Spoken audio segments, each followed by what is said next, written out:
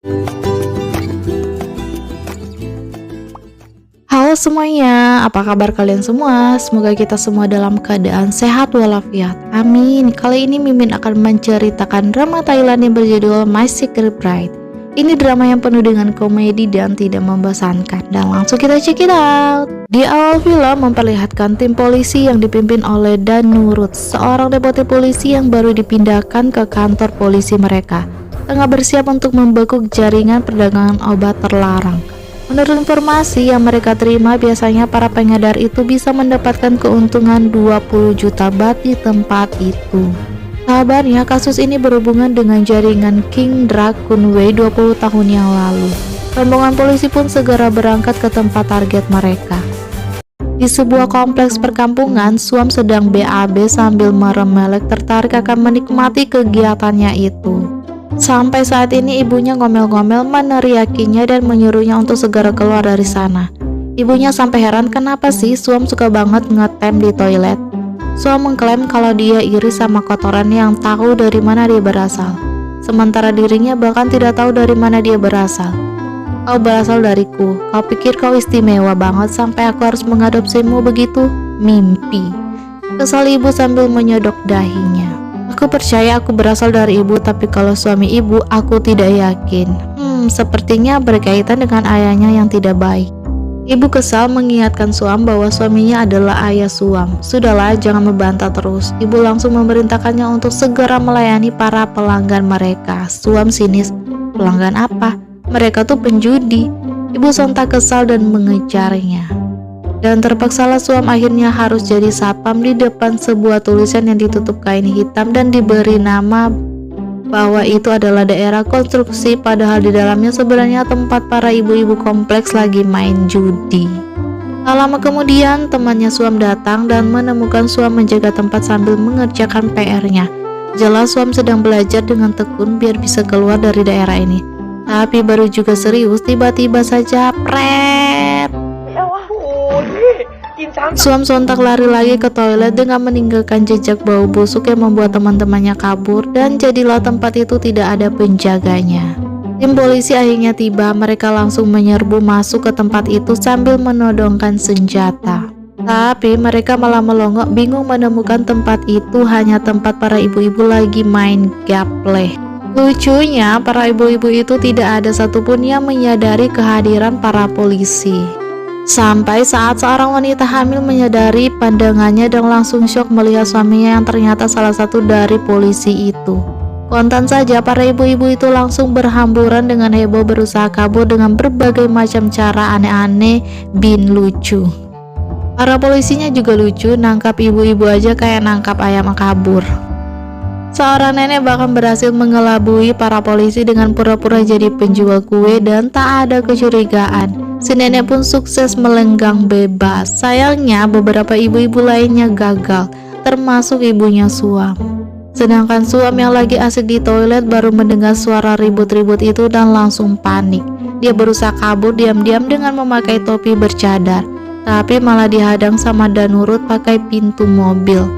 Kaget, Suam refleks membanting pintu mobil itu ke Danurut lalu kabur secepat mungkin sambil meniup peluit sekeras-kerasnya. Jelas itu adalah tanda peringatan untuk teman-temannya di sekitar situ. Teman-temannya Suam pun langsung saling bekerja sama melakukan aksi-aksi. Tapi saat Suam melewati sebuah gang, tiba-tiba saja Danurut muncul menghadangnya. Suam mau kabur, tapi Danurut sigap menangkap tangannya dan seketika itu pula Suam mendapat penglihatan Danurut ditabrak sebuah mobil. Jadi Suam cenayang. Cepat-cepat menguasai dirinya, Suam berusaha menyerang Danurut tapi gagal. Tapi Suam tidak kekurangan akal. Begitu Danurut lengah, tiba-tiba saja dia mencengkram tangan Danurut lalu memaksanya ke arah dadanya. Danurut panik berusaha bertahan tapi gagal dan jadilah yang diarahkan pada Suam, dan Suam kontan menjerit seolah-olah dia mendapatkan kesempatan. Itu pula temannya Suam dan para tetangga langsung menyerbu Danurut dan Suam pun berhasil melarikan diri lagi. Saat akhirnya Danurut berhasil melarikan diri dari orang-orang itu, dia malah bertemu dengan teman Suam lainnya. Seorang banci yang menarik perhatian dan langsung menggelantung dengan heboh. Danurut pun sampai harus bersusah payah untuk melepaskan diri darinya. Saat Danurut melewati area konstruksi, dia tidak sadar Suam sudah memakai baju lain, pura-pura jadi salah satu tukang dengan dibantu para teman-temannya. Danurut akhirnya kembali ke TKP dengan tangan kosong. Ibunya Suam yang paling heboh merutuki para polisi yang menangkapnya. Heran dia, para polisi ingin menangkap mereka. Seharusnya mereka menangkap para pencuri atau pengedar yang jelas-jelas jauh lebih kejam daripada mereka. Biarpun berhasil melarikan diri, Suam tidak bisa tenang begitu saja karena dia tidak tertangkap. Dia langsung mengganti seragamnya dan pergi ke kantor polisi. Dia bertemu dengan nenek di tengah jalan. Suam heran melihatnya bebas. Nenek langsung sumbar mengingatkan Suam bahwa dia adalah seorang dukun. Orang tidak akan pernah tertangkap. Nenek lalu dengan ketus memerintahnya untuk semua wanita di situ, termasuk putrinya, istri polisi yang sedang hamil. Tapi di tengah jalan, Suam malah bertemu dengan sebuah kecelakaan lalu lintas. Korban seorang pengendara motor terkapar di jalan dan Suam langsung bisa tahu dia meninggal di tempat karena dia bisa melihat terus si pengendara motor itu keluar dari raganya.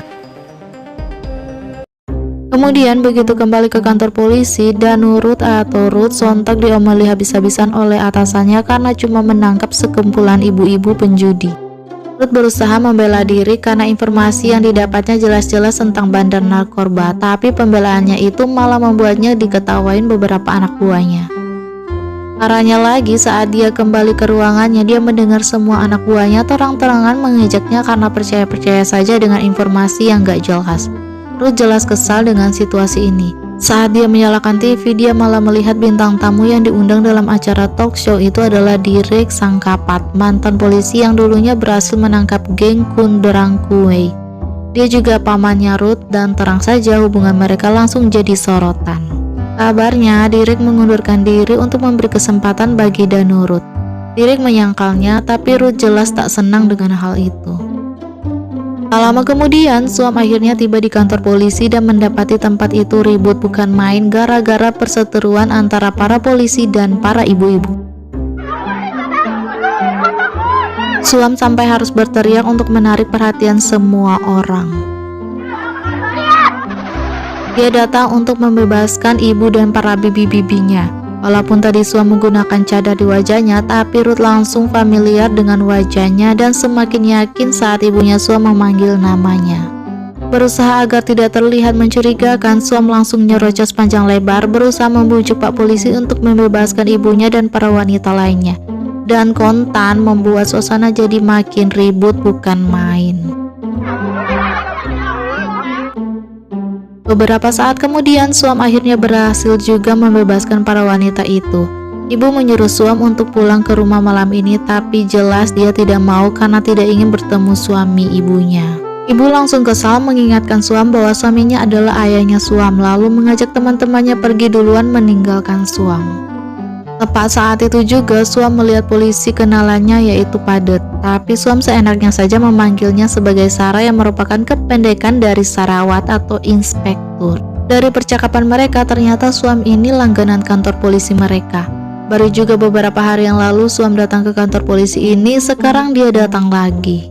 Kali ini beda, hari ini aku datang untuk membebaskan ibuku dan teman-temannya, jawab Suam. Tiba-tiba dia melihat Padet membeli sebungkus makanan dan langsung antusias menawarkan diri untuk membantu Padet menghabiskan makanan itu. Tapi saat dia berbalik, dia malah mendapati Ruth sedang mengawasi mereka. Ruth penasaran banget sama dia dan langsung menanyakannya pada salah satu sersan. Sersan pun memberitahu bahwa nama wanita itu adalah Suam. Dia putrinya ketua penjudi yang mereka tangkap tadi dan dia adalah langganan kantor polisi ini. Lalu Suam dengan seenaknya menghabiskan semua makanannya Padet, tapi dia juga penasaran sama polisi berwajah dingin tadi. Siapa sih dia? Inspektur baru, tapi Padet menolak menjawabnya, malah mengancam Suam pakai borgol. Suam gak jadi tanya deh. Tapi saat dia mau kabur, Padet tiba-tiba memberitahunya tentang Ruth. Dia deputi investigasi. Terang saja Suam jadi semakin penasaran dan langsung tanya ini itu tentangnya. Dia kayaknya terlalu muda untuk posisi itu. Apa latar belakangnya? Militer kayak Padet. Hubungan darah, sinis Padet lalu pergi. Saat Suam sedang buang sampah sambil sinis merutuki Ruth yang ternyata mendapat posisi tinggi di kepolisian berkat koneksi. Saat tiba-tiba saja Ruth mendadak muncul di hadapannya yang jelas saja membuatnya melompat kaget. Sepertinya kau sangat gugup ya, melarikan diri dari polisi pasti lebih menakutkan, sindir Ruth. Suam dengan ahlinya berakting pura-pura tak mengerti apa maksudnya. Ruth tak terpedaya, dia tahu kalau Suam adalah orang yang hampir dia tangkap tadi. Menangkap apa Pak Polisi? Tanya Suam. Ruth mendadak speechless. Reaksinya itu sontak membuat Suam jadi semakin berani menantangnya. Apa Ruth punya bukti? Tidak seharusnya polisi asal menuduh masyarakat. Tidak perlu bukti karena buktinya kecil. Suam tidak terima miliknya dikatain kecil. Dia tidak peduli Ruth mau menangkap siapa saja, tapi yang pasti punyanya tidak kecil. Dia bahkan sengaja menantang Ruth dengan menyodorkan dirinya, menantang Ruth untuk membuktikannya sendiri. Ruth kontan mundur dengan panik menjauhinya. Kenapa kau tidak ingin membuktikannya lagi? Aku tidak mau melihat berita tentang seorang polisi menganiaya seorang gadis cantik di depan kantor polisi pada siang hari. Ya sudah kalau kau tidak ingin menyentuhnya. Suam mau pergi, tapi tiba-tiba dia ingat dengan penglihatannya tadi dan langsung berbalik kembali untuk mengingatkan Ruth agar dia berhati-hati. Kau mungkin akan kembali ke penciptamu tanpa disadari. Tapi ucapannya itu malah membuat Ruth jadi kesal, mengira Suam sedang mengancamnya. Dia bisa ditangkap atas tuduhan mengancam polisi. Buang-buang waktu saja, terserah kalau kau tidak percaya, kesal Suam lalu pergi. Saat Suam akan menyeberang jalan, dia kontan teringat akan penglihatannya tadi. Di jalan itulah dia melihat Ruth akan ditabrak. Penglihatan yang kontan membuatnya ketakutan.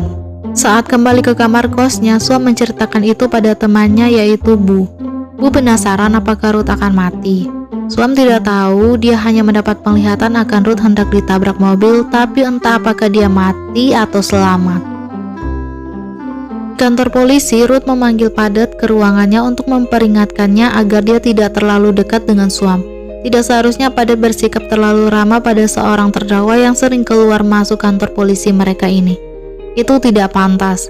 Padet dengan agak sinis mengingatkan Ruth bahwa tugas polisi adalah melayani masyarakat. Dia sudah bekerja di kantor polisi ini selama 7 tahun. Dia mengenal hampir semua warga yang pernah masuk ke kantor polisi ini. Dia mengerti kalau Danurut pasti tidak tahu bahwa orang-orang yang tinggal di lingkungan yang kurang baik itu hidupnya sangat sulit. Saya minta maaf, saya tak bisa melakukan seperti apa yang Anda perintahkan. Saya mendapatkan posisi ini berkat kerja keras saya sendiri. Saya akan melanjutkannya dengan cara saya sendiri. Sinis Padet lalu pergi. Ruth jelas kesal mendengarnya. Padet menatap halaman depan kantor polisi itu dengan sedih karena di tempat itulah dulu dia menyaksikan penderitaan Suam yang disiksa oleh ayahnya. Flashback saat itu Suam masih remaja, dia tidak terima perlakuan ayahnya dan lantang melawannya. Dia tidak percaya kalau pria ini adalah ayahnya. Tapi ibunya malah menyuruhnya diam dan membela ayahnya. Suam jadi kesal dan mengatakan tidak mau kembali ke rumah yang ditinggali seorang ayah yang suka memukuli putrinya. Dia bahkan berusaha mengajak kakaknya pergi bersamanya, tapi ayah sontak memisahkan mereka, mengklaim bahwa sang kakak adalah putrinya tapi Suam bukan putrinya, dan kejamnya mengusir Suam.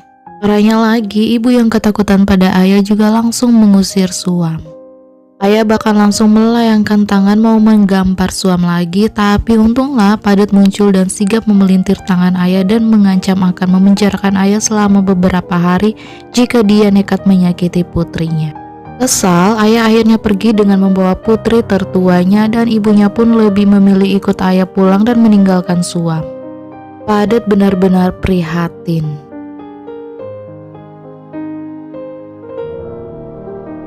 Perhatikan para polisi di sana tampak sangat menghormati Padet, bahkan Sersan yang usianya lebih tuanya pun sangat menghormati Padet. Si Sersan memang meminta maaf pada Ruth, tapi jelas sikapnya jauh berbeda dibandingkan pada Padet.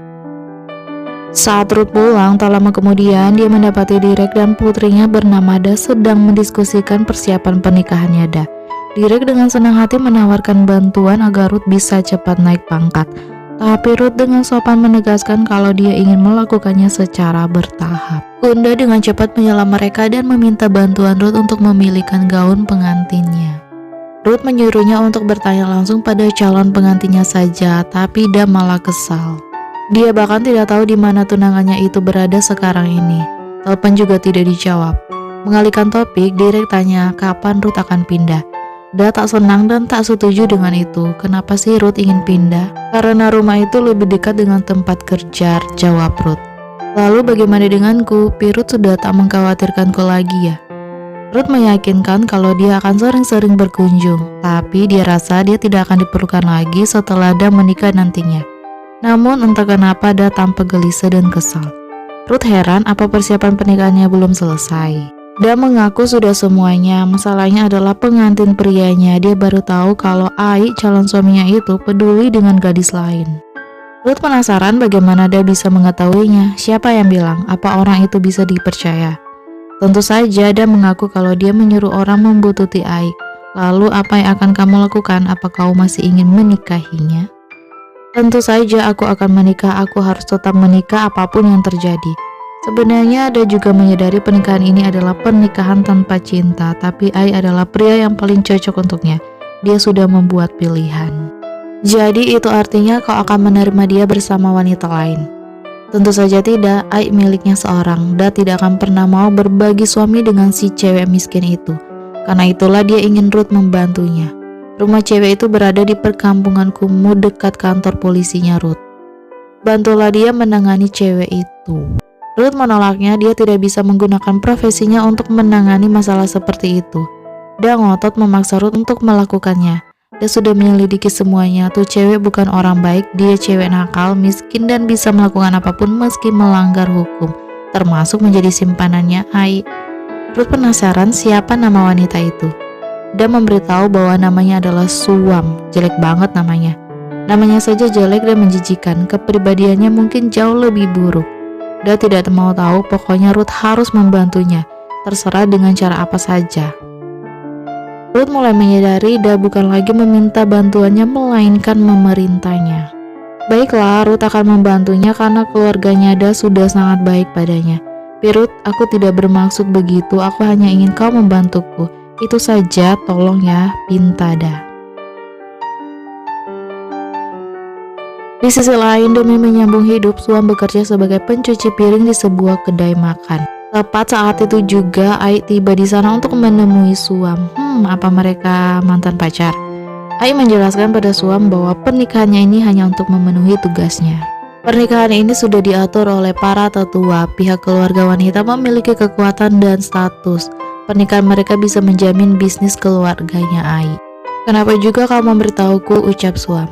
Aku ingin kau tahu bahwa perasaanku masih sama seperti sebelumnya. Pernikahan ini tidak akan mengubah hatiku. Apa kau ingin aku jadi simpananmu? Suam, bagaimana bisa kau bicara begitu? Aku tidak tahu bagaimana berbicara dengan indah dan aku juga sangat lelah hari ini. Jadi tolonglah to the point aja. Kalau begitu, apa kau bersedia melakukannya? Suam bersedia melakukannya, bukankah Ai juga menginginkan ini? Ai mengakuinya, tapi dia tidak suka Suam menyebut dirinya sebagai simpanan. Dia tidak pernah berpikir seperti itu. Seseorang seperti Suam tidak memiliki banyak hal yang bisa dibanggakan. Suam cuma punya sesuap nasi untuk bertahan hidup hari ini. Aku bahkan tidak mampu membayar hutang budiku pada Kun Aik dan Kun Neung. Aku tahu apa yang kau inginkan dariku, tapi setidaknya kau memiliki cukup kebanggaan yang belum pernah kau berikan padaku. Lalu kenapa hari ini kau sampai sejauh ini? Aku sangat menyayangimu dan menghormatimu. Jika kau mau, aku bersedia. Ini cuma tubuh seorang gadis dari perkampungankumu. Mungkin nilainya tidak begitu berharga, tapi jika aku memberikannya, aku mungkin tidak akan kembali dan tidak akan menemuimu lagi. Lalu Ai pamit dan menyuruh Suam untuk pulang dan istirahat saja. Sepertinya dia benar-benar kelelahan hari ini.